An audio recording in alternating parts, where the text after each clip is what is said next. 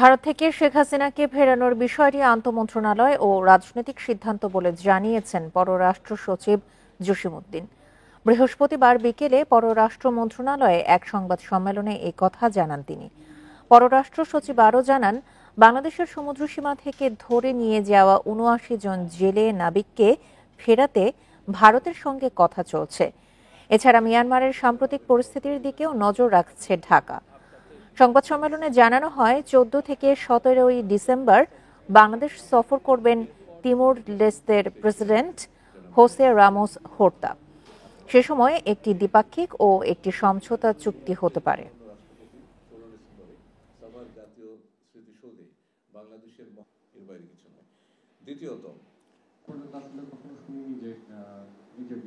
আর ফেরানোর বিষয় যেটা বললেন, এটা আন্তঃমন্ত্রণালয় বিষয়ক একটা বিষয় এবং এটা একটি রাজনৈতিক সিদ্ধান্তের বিষয়, এবং পররাষ্ট্র মন্ত্রণালয়ে যখন এই অনুরোধ আসবে তখন আমরা তার পরবর্তী প্রক্রিয়াটা শুরু করব। ধন্যবাদ। বিদ্বেষমূলক বক্তব্য প্রচারে ভারত সরকার শেখ হাসিনাকে বাধা দেবে বলে আশা প্রকাশ করেছেন স্থানীয় সরকার উপদেষ্টা। ভারতের পররাষ্ট্র সচিবের ঢাকা সফরের মধ্য দিয়ে দুদেশের সম্পর্কের নতুন যাত্রা শুরু হয়েছে বলে মন্তব্য করেছেন পরিবেশ উপদেষ্টা। বৃহস্পতিবার সচিবালয়ে এসব কথা জানান তারা। 5 আগস্ট পরবর্তী ভারত বাংলাদেশ উত্তেজনা নিরসনে 9 ডিসেম্বর ঢাকা সফর করেন ভারতের পররাষ্ট্র সচিব। এর মধ্য দিয়ে দুই দেশের সম্পর্কের মেঘ সরে যাবে বলে জানানো হয়েছিল বাংলাদেশ সরকারের পক্ষ থেকে। বৃহস্পতিবার সচিবালয়ে এক প্রশ্নের জবাবে স্থানীয় সরকার উপদেষ্টা জানান, বিদ্বেষমূলক বক্তব্য প্রচারে শেখ হাসিনাকে বাধা দেবে ভারত সরকার। এছাড়াও বন্দি বিনিময় চুক্তির আওতায় শেখ হাসিনাকে ফেরত দেবে বলে আশা তার। আমরা আশা করি যে ধরনের কোনো বিদ্বেষমূলক বক্তব্য প্রচারে ভারত তাকে বাধা দেবে এবং যথাসময়ে বাংলাদেশের সাথে ভারতের যে বন্দি বিনিময় ট্রিটি আছে সেই ট্রিটি অনুযায়ী তাকে বাংলাদেশে ফেরত দেওয়া হবে। বন ও পরিবেশ উপদেষ্টা জানান, ভারতের পররাষ্ট্র সচিবের সফরের মধ্য দিয়ে ঢাকা দিল্লি সম্পর্কের নতুন যাত্রার প্রক্রিয়া শুরু হয়েছে। ভারতও চাইবে সম্পর্ক স্বাভাবিক হোক, আমরাও চাইব সম্পর্ক স্বাভাবিক। ভারতের সাথে তাদের যে পররাষ্ট্র সচিব এসেছিলেন সেখানে সম্পর্কটা পুনর্মূল্যায়নের এবং নতুন করে যাত্রা শুরুর একটা প্রক্রিয়া শুরু হয়েছে। বায়ু দূষণ নিয়ন্ত্রণে টাস্কফোর্স গঠন করা হবে, যারা বর্ষা মৌসুম পর্যন্ত কাজ করবে বলে জানান পরিবেশ উপদেষ্টা। Hasib Mahmud Shah, independent news, Dhaka. অন্তর্বর্তী সরকারকে নিয়ে ক্ষমতাচ্যুত প্রধানমন্ত্রী শেখ হাসিনার বিবৃতি সমর্থন করে না ভারত। ভারতের পররাষ্ট্র বিষয়ক সংসদীয় স্থায়ী কমিটিকে একথা জানিয়েছেন দেশটির পররাষ্ট্র সচিব বিক্রম মিশ্রি। এটি দুদেশের সম্পর্কের মধ্যে একটি ক্ষুদ্র প্রতিবন্ধক বলেও মন্তব্য করেন তিনি। ভারতের পত্রিকা দ্য হিন্দু এ খবর জানিয়েছে। বুধবার সংসদীয় স্থায়ী কমিটিকে বিক্রম মিশ্রি জানান, ভারতের সঙ্গে বাংলাদেশের সম্পর্ক কোনো একক রাজনৈতিক দল বা সরকারের মধ্যে সীমাবদ্ধ নয়, বরং বাংলাদেশের জনগণকে অগ্রাধিকার দিয়েই সম্পর্ক বিবেচনা করে ভারত। এ সময় তিনি আরও বলেন, শেখ হাসিনা নিজের ব্যক্তিগত যোগাযোগের মাধ্যম ব্যবহার করে বক্তব্য দিচ্ছেন। ভারত সরকার তাকে কোনো প্ল্যাটফর্ম বা সুযোগ প্রদান করেনি যাতে তিনি ভারতীয় ভূখণ্ড থেকে তার রাজনৈতিক কার্যক্রম চালিয়ে যেতে পারেন।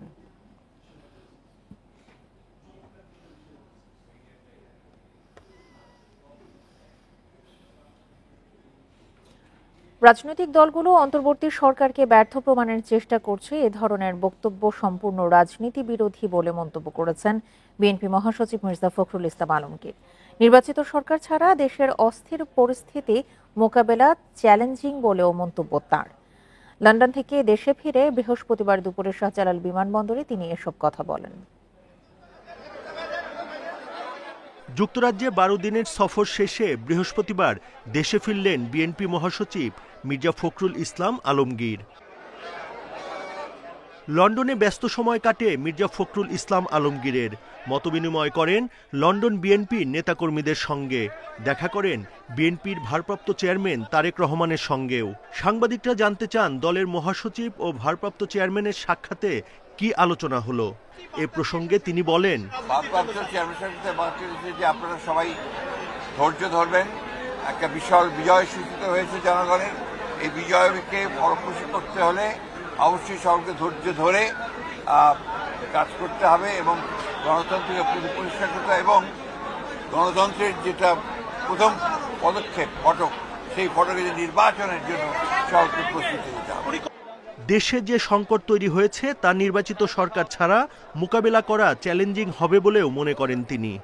ন্যূনতম সংস্কারগুলো করে নির্বাচন দেওয়ার জন্য, এই জন্যে যে বাংলাদেশে যে সমস্যাগুলো তৈরি হচ্ছে, এই সমস্যাগুলো নির্বাচিত সরকার ছাড়া সমাধান করা বেশ চ্যালেঞ্জিং। মামলার কার্যক্রম শেষ হলেই বিএনপির ভারপ্রাপ্ত চেয়ারম্যান তারেক রহমান দেশে ফিরবে বলেও জানান দলটির মহাসচিব। মামলা মোকদ্দমাগুলো শেষ হয়ে যাবে। Buddhadeb Kundu, independent news, Dhaka. তথ্য উপদেষ্টা নাহিদ ইসলামের বক্তব্য ভুলভাবে প্রচার করায় মন্ত্রণালয়ের জনসংযোগ কর্মকর্তা মোহাম্মদ জসিমউদ্দিনকে প্রত্যাহার করা হয়েছে। বৃহস্পতিবার এই তথ্য নিশ্চিত করেছেন প্রধান তথ্য কর্মকর্তা মোহাম্মদ নিজামুল কবির। গণমাধ্যমকে মোহাম্মদ জসিমউদ্দিন জানান, রাজনৈতিক দলগুলো সরকারকে ব্যর্থ প্রমাণের চেষ্টা করছে এমন কথা তথ্য উপদেষ্টা বলেননি। অসাবধানতাবশত ভুল বক্তব্য নিয়ে সংবাদ বিজ্ঞপ্তি পাঠিয়েছিলেন তিনি। বুধবার British global partners governance GPG প্রতিনিধি দলের সাথে সাক্ষাৎ করেন উপদেষ্টা নাহিদ। এরপর মন্ত্রণালয়ের একটি প্রেস বিজ্ঞপ্তিতে জানানো হয়, বৈঠকে উপদেষ্টা নাহিদ বলেছেন, রাজনৈতিক দলগুলো অন্তর্বর্তী সরকারকে ব্যর্থ প্রমাণের চেষ্টা করছে। দলগুলো সংস্কারের পরিবর্তে নির্বাচনকে বেশি প্রাধান্য দিচ্ছে বলেও মন্তব্য করেন তিনি।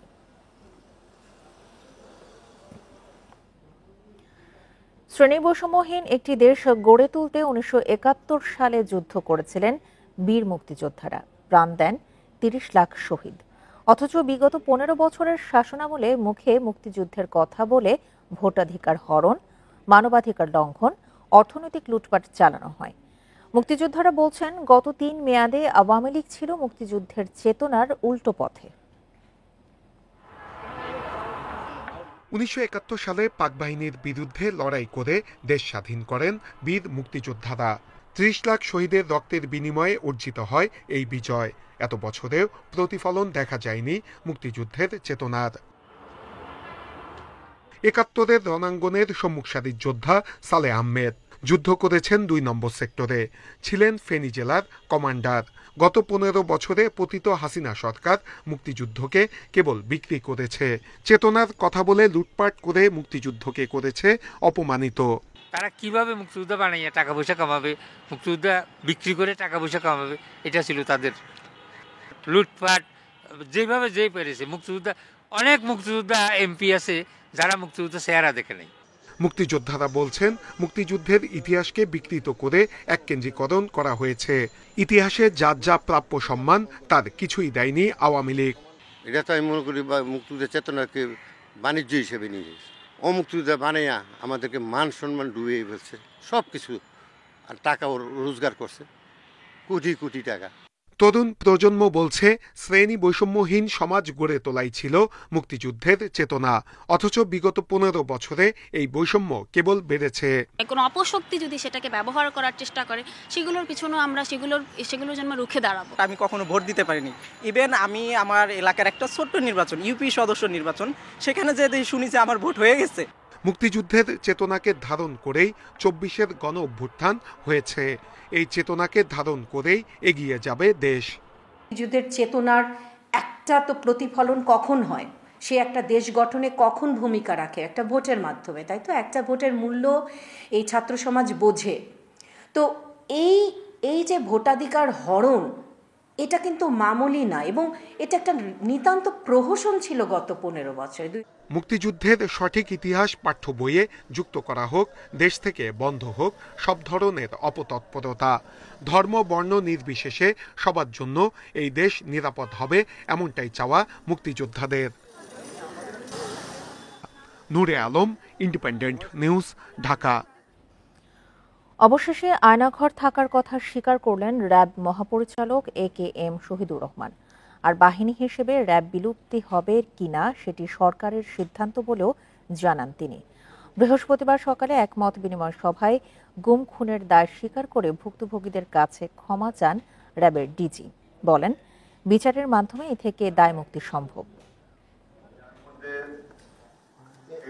গুম খুন সহ নানা অভিযোগে মঙ্গলবার র্যাব বিলুপ্তির সুপারিশ করে বিএনপির পুলিশ সংস্কার কমিটি। এই কমিটি র্যাবকে বিলুপ্ত করার জন্য সুপারিশ করেছে।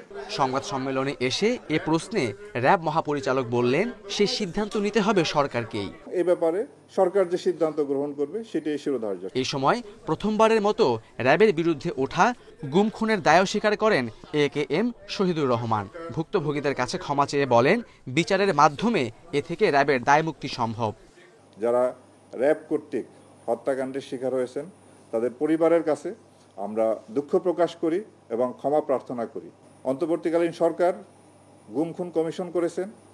আন্তর্জাতিক অপরাধ ট্রাইব্যুনাল এই ধরনের অপরাধ কগনিজেন্সে নিয়ে বিচার কার্য পরিচালনা করছেন।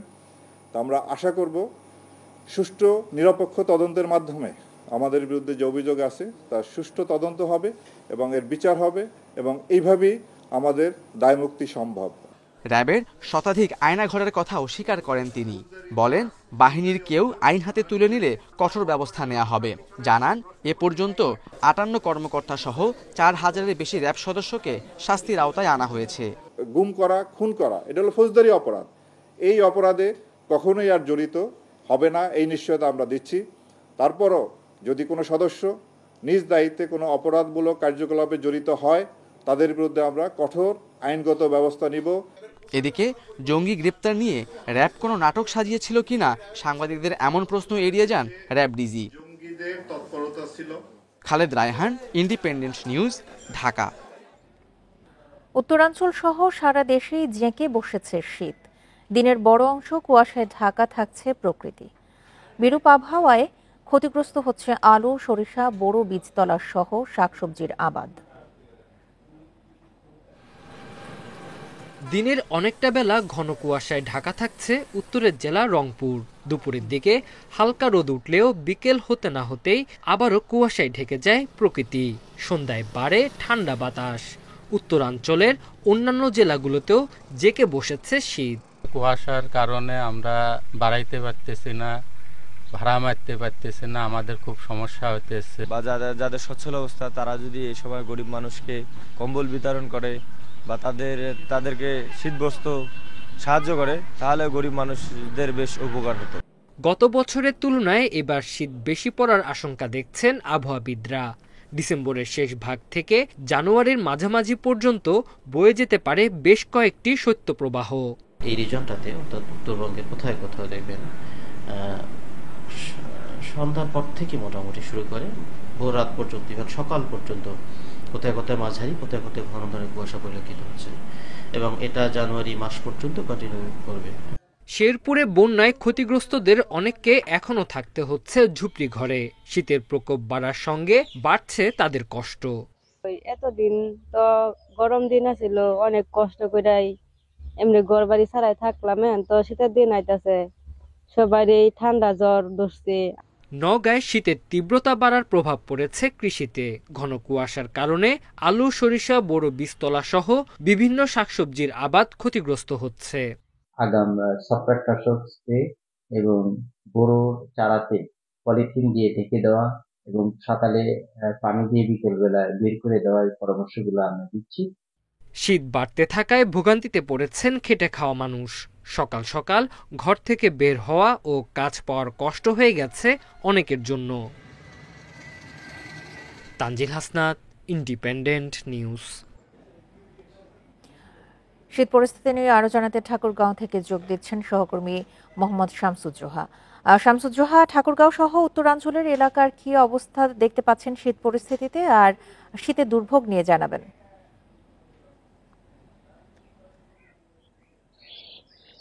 ঠাকুরগাঁও একটি শীত প্রধান এলাকা, বরাবরই কিন্তু এই জেলায় শীত বেশি হয়ে থাকে। এটি একটি সারা দেশে কিন্তু বেশ পরিচিত। তবে এবারে শীতটি কিন্তু ঠাকুরগাঁও একটি ব্যতিক্রম, কারণ গত নভেম্বরের প্রথম থেকে শীতের অনুভূত হলেও কিন্তু ডিসেম্বরের প্রথম সপ্তাহ পর্যন্ত ঠাকুরগাঁও কিন্তু তেমন শীত ছিল না। এ কারণে কিন্তু মানুষ ভাবছিলেন যে এবার শীতের পরিমাণ কম হবে, কিন্তু গত 4 দিন থেকে ঠাকুরগাঁওয়ে শীতের তীব্রতা কিন্তু অনেক বেড়ে গেছে। সন্ধ্যা থেকে দুপুর পর্যন্ত কিন্তু কুয়াশায় আচ্ছন্ন থাকছে এই পুরো জেলা। এই কারণে কিন্তু মানুষের দুর্ভোগ বেড়েছে বিশেষ করে খেটে খাওয়া মানুষের, যারা দিন আনে দিন খান। আর এই ঠান্ডার আর কনকনে ঠান্ডার মধ্যে কিন্তু তারা কাজে বের হচ্ছেন। এই যে রিক্সা চালক, দিনমজুর, শ্রমিক, সবাই কিন্তু অনেক কষ্টে দিন পার করছেন। তাছাড়া এই জেলাটি একটি কৃষি প্রধান এলাকা। এই কৃষি প্রধান এলাকায় কিন্তু কৃষকরা এই সময়টাতে আলু এবং ভুট্টা চাষ নিয়ে কিন্তু ব্যস্ত সময় পার করছেন। এই কনকনে শীতের মধ্যেও কিন্তু তাদের অনেক সমস্যা হচ্ছে। সকাল 10টার আগে কিন্তু কোনো শ্রমিক কাজে যেতে পারছেন না। এজন্য কিন্তু তাদের একটি কৃষকদের একটি ক্ষতির মুখেও কিন্তু পড়ছেন। এছাড়া যে শীত বৃদ্ধি পাওয়ার কারণে এখানকার যে বয়স্ক এবং শিশুরা রয়েছেন তাদেরকে নিয়ে কিন্তু পরিবারের মানুষেরা অনেক দুশ্চিন্তার মধ্যেই কিন্তু রয়েছেন, কারণ শীতজনিত রোগ অনেকটাই বৃদ্ধি পেয়েছে। হাসপাতালগুলোতে কিন্তু শিশু এবং বৃদ্ধ রোগীদের সংখ্যা কিন্তু দিন দিন বাড়তে থাকছে। এছাড়াও কিন্তু এই যে কৃষির যে একটি বিষয় রয়েছে, যেহেতু একটি কৃষি প্রধান এলাকা, এই কৃষি এবং এই আলু একটি শীত প্রধান ফসল। এই ফসলকে নিয়ে কিন্তু কৃষি বিভাগ কৃষকদের বিভিন্ন রকম পরামর্শ দিয়ে যাচ্ছেন। কৃষি বিভাগ বলছেন বর্তমান যে পরিস্থিতি বিরাজ করছে, এটি যদি কৃষকরা এই অবস্থাকে টিকিয়ে রাখার জন্য কিন্তু তাদের নিয়মিত ফসল স্প্রে করতে হবে। এই কারণে কিন্তু যদি তারা স্প্রে করতে কিন্তু ব্যর্থ হন তাহলে কিন্তু একটি ফসলের ঝুঁকির মধ্যে কিন্তু পড়বেন। এই কারণে কিন্তু উৎপাদন খরচও এখানে বেশি হওয়ার সম্ভাবনা দেখা দিয়েছে। আর যেহেতু আগে শীত ছিল না, এই কয়েকদিন ধরে শীত শুরু হয়েছে, এই কারণে কিন্তু এখন পর্যন্ত ঠাকুরগাঁয়ে কিন্তু শীত বস্ত্র বিতরণ কার্যক্রম শুরু করেনি প্রশাসন। হয়তো কয়েকদিনের মধ্যেই এই ছিন্নমূল মানুষদের জন্য শীত বস্ত্র বিতরণ শুরু করবেন। সর্বোপরি এই শীত ঠাকুরগাঁওয়ের কিছু মানুষের জন্য উৎসব এবং কিছু মানুষের জন্য দুর্ভোগ। যারা বিত্তবান, যাদের এই সময়ে যাদের কৃষি কাজে বা অন্য কাজে শ্রম দিতে হয় না, তারা আত্মীয় স্বজন নিয়ে কিন্তু আরামায়েশেই দিন পার করেন। এখানে পিঠা পুলি সহ বিভিন্ন আয়োজন হয়ে থাকেন। সমস্যাটা হচ্ছে এখানকার দিনমজুর সহ শ্রমিকদের, যারা দিন আনে দিন খান। এই অবস্থায় চলছে ঠাকুরগাঁও থেকে শীতের। ঠাকুরগাঁও থেকে শীত পরিস্থিতির সবশেষ তথ্য জানাচ্ছিলেন সহকর্মী মোহাম্মদ শামসুজ্জোহা। বিজিবির 2 কর্মকর্তার বিরুদ্ধে ট্রাইব্যুনালে অভিযোগ করেছেন বরখাস্ত হওয়া এক সিপাহী। অভিযুক্ত 2 কর্মকর্তা হলেন তৎকালীন region commander brigadier general Sajidur Rahman এবং লেফটেন্যান্ট কর্নেল শফিকুর রহমান। বৃহস্পতিবার দুপুরে এই অভিযোগ দাখিল করা হয়। সিপাহী মোহাম্মদ শাহিনের অভিযোগ, খাগড়াছড়িতে কর্মরত অবস্থায় 2023 সালের 22 মে রাতে এই 2 কর্মকর্তার নির্দেশে তাকে আটক করা হয়। জঙ্গির সংশ্লিষ্টতা সহ বিভিন্ন মিথ্যা অভিযোগে সেপ্টেম্বর পর্যন্ত গুম করে রাখা হয়। নির্যাতনের মাধ্যমে স্বীকারোক্তি আদায়েরও চেষ্টা করা হয়, তবে তাতে ব্যর্থ হয়ে ফেসবুকে সরকার বিরোধী পোস্ট ও বিজিবির শৃঙ্খলা ভঙ্গের অভিযোগ এনে বরখাস্ত করা হয়। একই সাথে 1 বছর 6 মাসের সাজা দেওয়া হয় শাহিনকে। গেল 1 ডিসেম্বর মুক্তি পান তিনি। এ নিয়ে গুম কমিশনেও অভিযোগ দেয়া হবে। আবিষ্কৃত হলো বিজিবির মধ্যে আয়নাগার ছিল। এই সৈনিক অভিযোগ করেছেন তাকে 1 নম্বর আসামি ব্রিগেডিয়ার জেনারেল সাজিদুর রহমান অমানবিক নির্যাতন করেছে। তুমি চেনো আওয়ামী লীগকে? তুমি আমাকে চিনো? আমি ব্রিগেডিয়ার সাজিদুর রহমান, আমি ক্যাপ্টেন থাকা অবস্থায় শেখ হাসিনার সাথে থাকতাম। ওনার তখন থেকে দেখছি তাহাজ্জুদ পড়ছে, আর তুমি তার বিরুদ্ধে বিরূপ প্রতিক্রিয়া মন্তব্য করো। তুমি জানো আমি ডিজিএফআইতে অনেকদিন চাকরি করছি, 7 বছর চাকরি করছি। আমি যে ডিজিএফআই কত লোককে ক্রস ফায়ার দিচ্ছি এটা তো তোমার ধারণা নাই। তুমি যদি আমাদের কথার উপরে একমত না হও, আমরা যা সাজাবো, তুমি ওই কথার উপর যদি না হও, তাহলে তুমি কারাগারেই পচবা। তোমাকে বের হওয়ার কোনো ব্যবস্থা করা হবে না।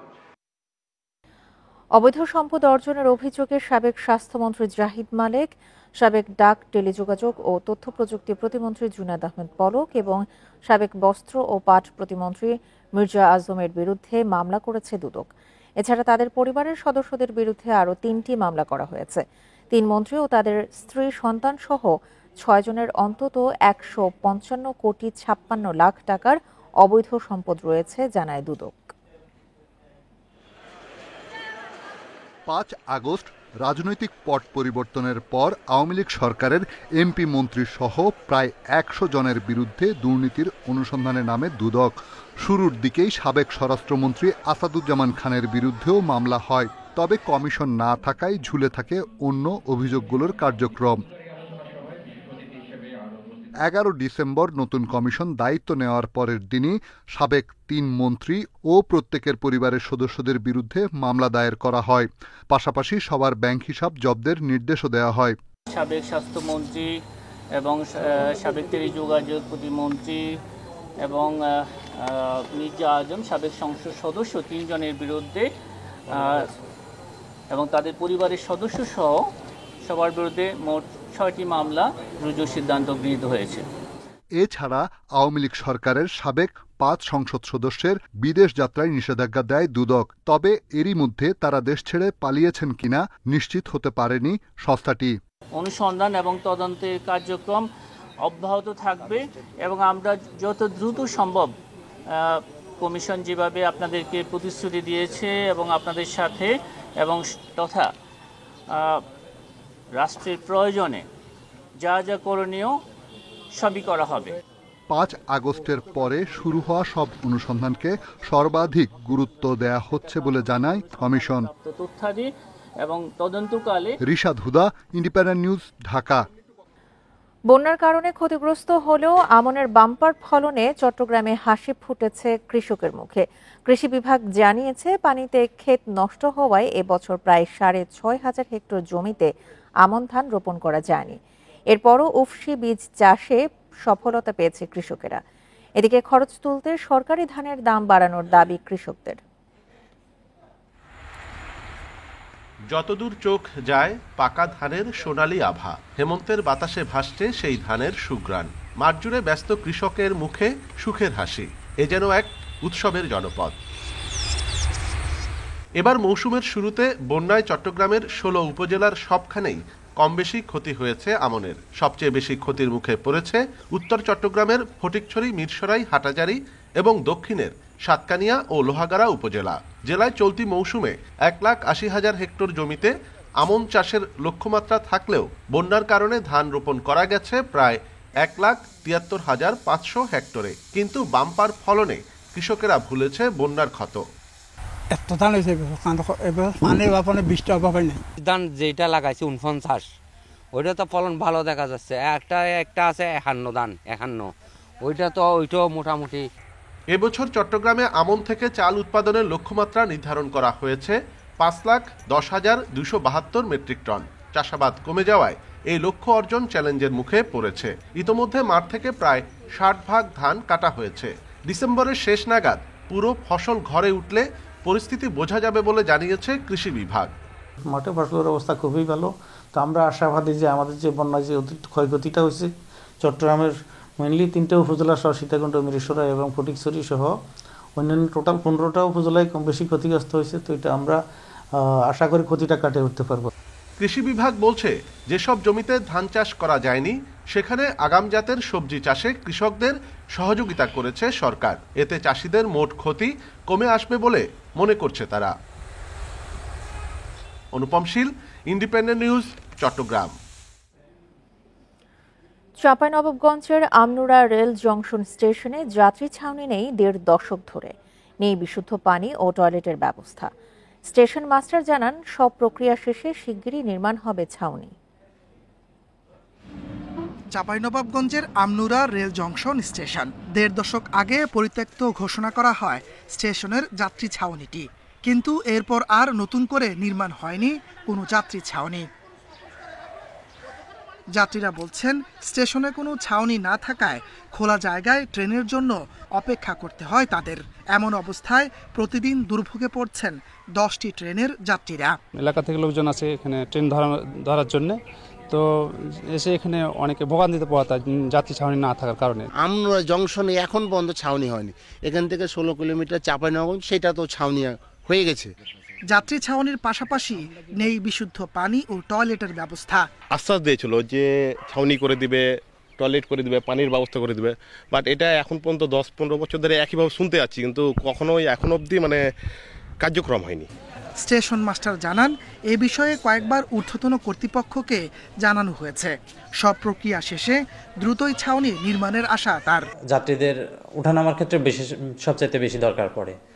দেখা যাচ্ছে বৃষ্টি হলে অনেক সময় যাত্রীরা দৌড়াই উঠতে হয়, ভিজে যায়। ঊর্ধ্বতন কর্মকর্তাকে বারবার জানানো আছে এবং তারা ইতিপূর্বে বেশ কয়েকবার এটার মাপযোগ নিয়ে গেছে, প্রক্রিয়াধীন অবস্থায় আছে। প্রতিদিন এই স্টেশন থেকে বিভিন্ন রুটে যাতায়াত করেন কয়েক হাজার যাত্রী। Independent news.